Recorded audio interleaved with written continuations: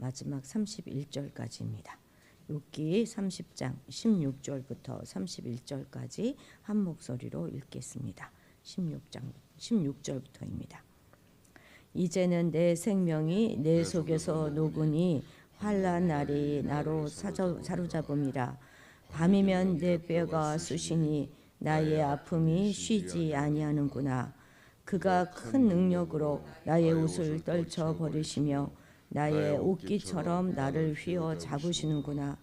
하나님이 나를 진흙 가운데에 던지셨고 나를 티끌과 재 같게 하셨구나. 내가 주께 부르짖으나 주께서 대답하지 아니하시오며 내가 섰사오나 주께서 나를 돌아보지 아니하시나이다. 주께서 돌이켜 내게 잔혹하게 하시고 힘있는 손으로 나를 대적하시나이다. 나를 바람 위에 들어 불려가게 하시며 무서운 힘으로 나를 던져 버리시나이다. 내가 아나이다. 주께서 나를 죽게 하사 모든 생물을 위하여 정한 집으로 돌려보내시리이다. 그러나 사람이 넘어질 때 어찌 손을 펴지 아니하며 재앙을 당할 때에 어찌 도움을 부르짖지 아니하리이까. 고생에 나를 보내는 자를 위하여 내가 울지 아니하였는가. 빈궁한 자를 위하여 내 마음에 근심하지 아니하였는가. 내가 복을 바랐더니 화가 왔고 광명을 기다렸더니 흑암이 왔구나. 내 마음이 들끓어 고요함이 없구나. 환난 날이 내게 임하였구나. 나는 햇볕에 쬐지 않고도 검어진 피부를 가지고 걸으며 회중 가운데서도 도움을 부르짖고 있느니라. 나는 이리의 형제여 타저의 버시로구나. 나를 덮고 있는 피부는 검어졌고 내 뼈는 열기로 말미암아 탔구나. 내 수금은 통곡이 되었고 내 피리는 애곡이 되었구나. 아멘. 참 슬픈 이야기들이죠 다. 30장 전반부가 어떤 사람이 공격을 해서 그렇게 끔찍하게 욥을 공격했는가 하는 것이었다면, 이제 이 후반부는 그 사람들의 공격이 욥을 얼마나 처참한 상태로 만들었는가 하는 것을 묘사하고 있습니다. 그러니까 30장 전반부는 욥을 공격하는 사람들을 향한 욥의 그런 외부의 시선이었던 반면에 그 후반부는 욥 자신에게로 지금 초점이 옮겨지고 있는 것입니다. 욥 자신의 상태를 그런 언급하는 모든 그 언어들은 깊은 속에 현재 있거나 혹은 과거에 있었던 그런 경험이 있는 사람들에게는 아주 절절하게 울릴 만한 것들입니다. 통곡에 가까운 그런 애가가 정말 구슬프게 울려 퍼지고 있습니다. 그런데 이런 욥의 기나긴 탄식과 애가 속에는 하나님의 절대 주권을 인정하는 그런 믿음이 들어있고, 하나님이 하시는 일에 대한 원인과 이유를 묻지 않는 그의 신앙의 지혜가 담겨 있습니다. 욥은 끝까지 이유를 묻지 않아요. 자신을 향한 하나님의 태도가 왜 그렇게 바뀌었는지 질문하지 않습니다. 자신을 향한 그러니까 주시는 분도 여호와이시고 거두어 가시는 분도 여호와이시기 때문이지요. 그분은 자신의 뜻대로 좋은 것을 주시기도 하고 또 나쁜 것을 주시기도 하십니다. 그렇다고 그분에 대한 신앙을 버려야 할 이유가 욥에게는 없었던 것이죠. 그의 신앙은 대가를 바라지 않는 그런 신앙이었습니다. 오늘 본문은 총 세 부분으로 나뉘어지는데요. 그 앞부분과 맨 마지막 단락은 욥 자신이 느끼고 있는 고통이 얼마나 극심한 것인가, 그것에 대해서 묘사하고 있고, 이 가운데 부분은 그렇기 때문에 하나님을 향하여 부르짖는 욥의 호소입니다. 먼저 16절부터 19절까지를 우리 좀 욥의 마음이 돼서 한번 같이 읽어봅시다. 16절부터 19절까지입니다. 시작. 이제는 내 생명이 내 속에서 녹으니 환난 날이 나를 사로잡음이라. 밤이 되면 내 뼈가 쑤시니 나의 아픔이 쉬지 아니하는구나. 그가 큰 능력으로 나의 옷을 떨쳐 버리시며 나의 옷깃처럼 나를 휘어 잡으시는구나. 하나님이 나를 진흙 가운데 던지셨고 나를 티끌과 재 같게 하셨구나. 욥의 그런 욥은 자신의 정신과 영혼의 고통을 지금 육체적인 고통의 어휘로 표현하고 있는데 아주 절절하지요. 너무 가슴이 아픕니다. 욥을 향한 사람들의 공격은 단지 육체적인 것에 한정되어 있지 않습니다. 오히려 죄인으로 또 악인으로 취급당하는 그런 조롱과 모욕이 욥의 영혼에 깊은 상처를 남겼습니다. 16절 그는 자신의 영혼이 자기 속에서 녹는 것 같은 그런 고통을 느꼈는데 그 이유는 고통의 날들이 자신을 사로잡았기 때문입니다. 17절 밤이면 찾아오는 자신의 고통이 마치 뼈에 구멍을 뚫는 듯한 극심한 고통이었는데 그 고통은 쉼이 없었어요. 18절에 옷기처럼 나를 휘어잡으시는구나. 그 표현은 하나님께서 정말 그 크신 힘을 강한 힘으로 자신의 목을 조르시는 것 같다. 그러는 표현인 거예요. 그리고 19절은 욥의 목소리를 확 잡으시고는 진창에 그냥 쳐박으십니다. 그래서 그는 진흙투성이가 되고 잿더미가 되었다. 이렇게 고백하고 있습니다. 여기서 말하는 진흙더미라든지 잿더미 이런 것들은 극심한 고통과 슬픔을 표현하는 전형적인 표현입니다. 그 죄를 그냥 먹는 정도가 아니라 그 자신이 완전히 잿더미가 되어버렸다는 것입니다. 그런데 자신에게 이런 고통을 허락하신 분이 바로 하나님이십니다. 참 성경을 읽어가면서 한 사람의 마음이 이렇게 막 절절하게 가슴에 와 닿는 적도 별로 없었던 것 같습니다. 읽다 보면 막 우리 가슴도 막 아파오지 않습니까? 사실 왜 이렇게 우리가 이 욥의 이야기에 공감할 수 있지요? 왜냐하면 우리도 살다가 이렇게 힘들었던 그런 시절이 있었기 때문이죠. 그때 그 시간들이 막 오버랩 되어지면서 참 욥이 측은하게 느껴집니다. 욥은 사람들로부터 오는 그 고통과 그 사람으로부터 오는 그 고통을 곧 하나님으로부터 오는 고통으로 받아들이고 있습니다. 욥의 인식 가운데에서는 사람에게서 오는 고통과 하나님이 주시는 그 고통이 절대 분리되지 않습니다. 우리도 이런 욥의 마음을 좀 배워야 하지 않을까요? 이렇게 생각하면 훨씬 더 우리 삶이 덜 억울할 것 같습니다. 왜 피난길을 나서는 그 다윗 왕을 저주하는 시므이를 막 부하들이 죽여버립시다 이렇게 말하잖아요. 그럴 때 다윗이 막 만류하면서 이야기하는 것이 생각납니다. 하나님이 저에게 명령하신 것일지도 모르니 그냥 내버려둬라 이렇게 말하잖아요.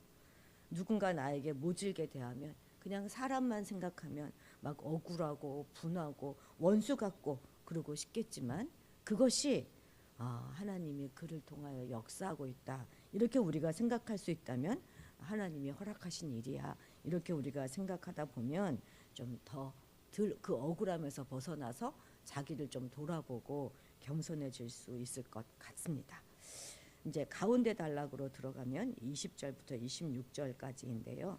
자신의 내면으로 향했던 그런 욥의 시선이 이제 하나님으로 향합니다.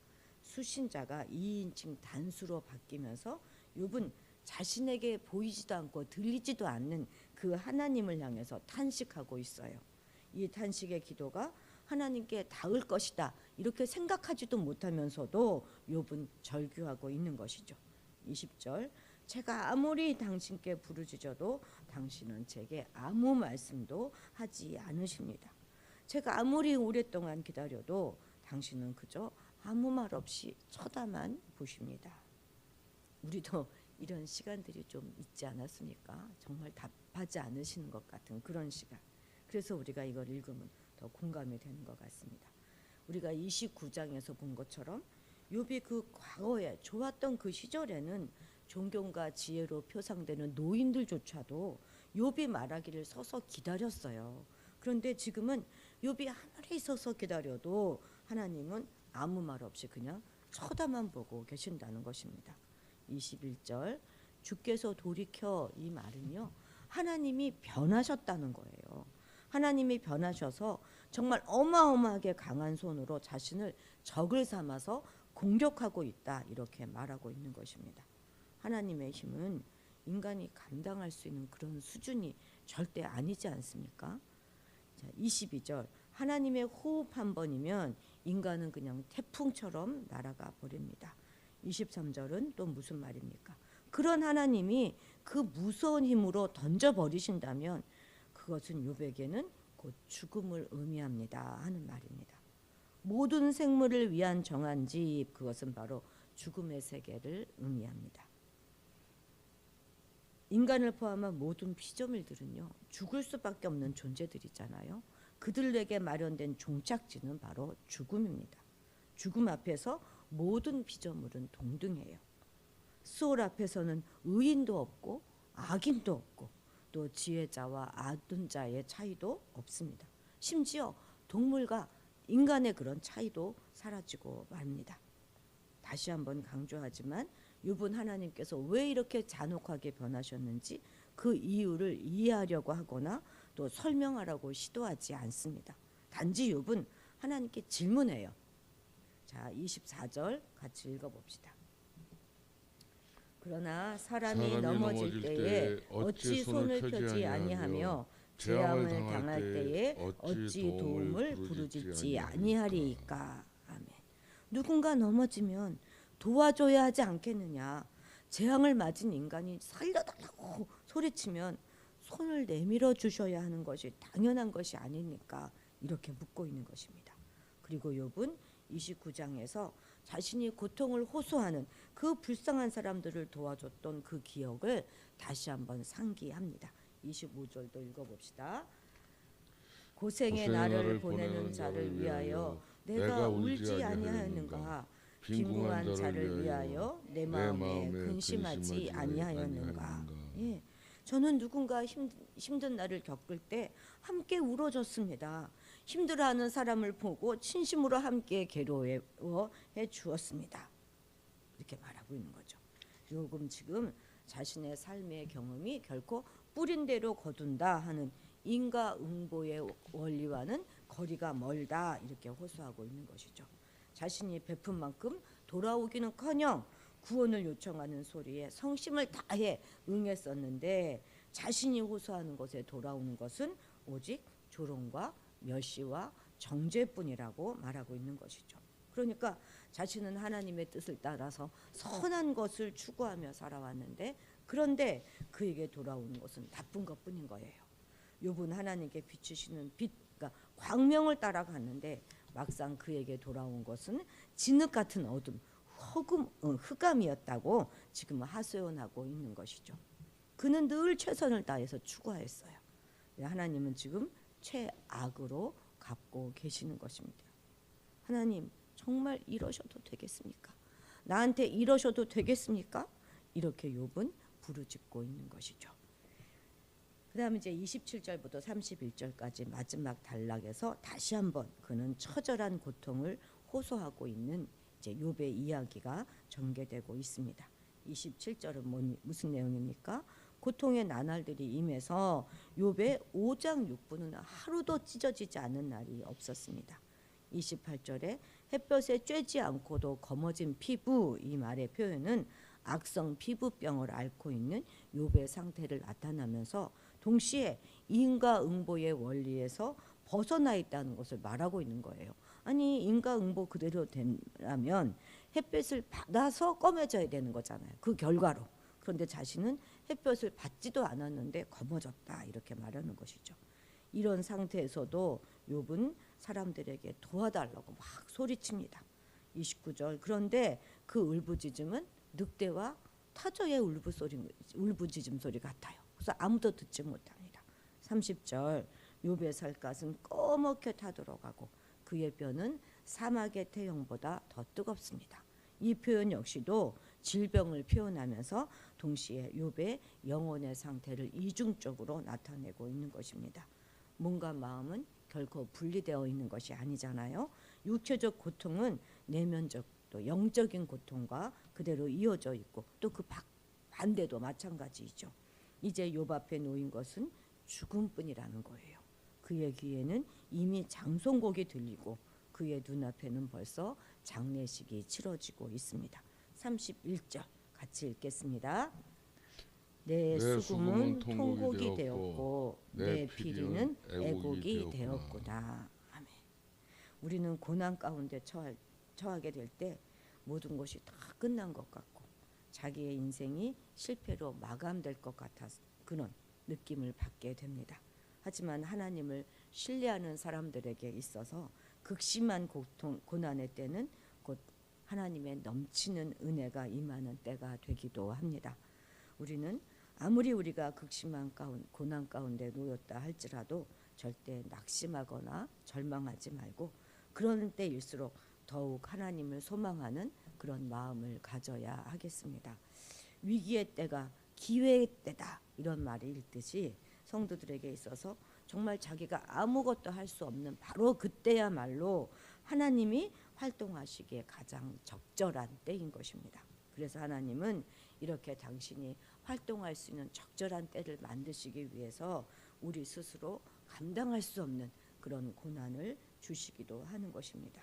우리는 고난 속에 욥을 기억하면서 고난이 임하고 소망이 상실된 것 한 그런 때라도 더욱 하나님을 의뢰하고 하나님께 지속적인 기도를 드려야 할 것입니다.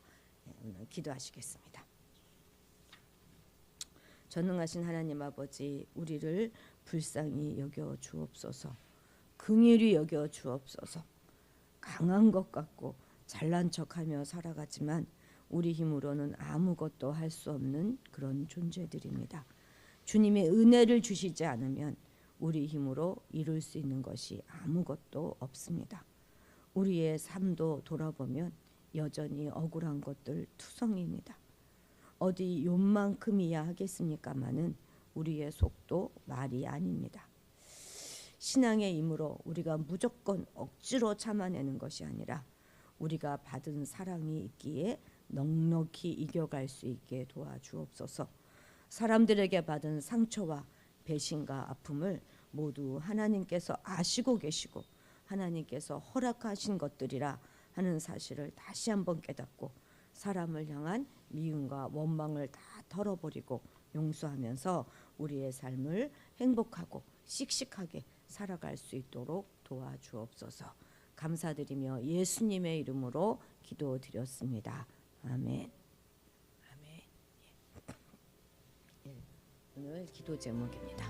오늘 세계에 있는 모든 평화를 위해서, 분쟁 지역들을 위해서 우리 함께 기도하시고 여기 있는 대로 기도의 제목대로 쭉 함께 기도해 주시기 바랍니다. 우리 주님의 이름을 크게 부르고 기도의 자리로 나아가도록